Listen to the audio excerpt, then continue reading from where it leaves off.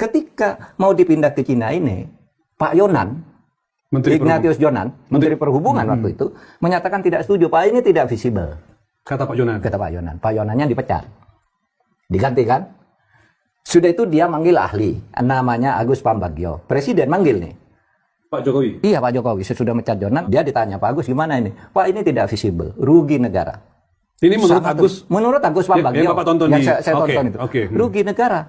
Ini atas ide siapa? Kata Agus. Kok bisa dari Jepang pindah ke situ dan biayanya besar? Atas ide saya, kata Jokowi. Kata Presiden. Atas ide saya sendiri, gitu. Ya sudah, kalau sudah ide Bapak, mau jadi kebijakan, kita nggak bisa apa-apa. Pergi, si Agus. Ternyata sekarang nggak mampu bayar. Dan tidak mau bayar Purbaya. Menurut saya benar Purbaya. Gitu. Karena apa, Mas? Ini masalahnya sangat memberatkan bangsa. Kita membangun itu menghilangkan pembangunan untuk rakyat yang lain kan. Hanya disedot untuk ini gitu. Nah, apa akibatnya kalau misalnya tidak bayar? Satu, pilot. Dipilotkan. Saya khawatir, kenapa nih saya anggap ini bagus si Purbaya demi rakyat.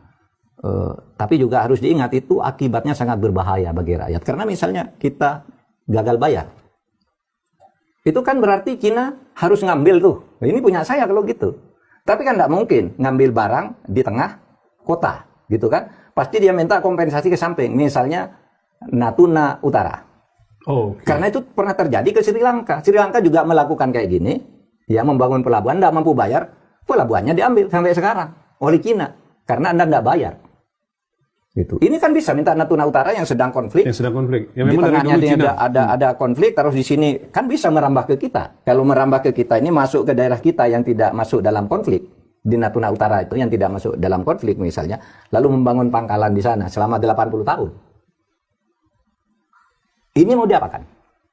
Nah, itu masalahnya. Jadi betul Pak Purbaya, Anda didukung oleh rakyat, jangan bayar WUS. Dengan APBN? Selidik, iya, jangan bayar WUS dengan APBN.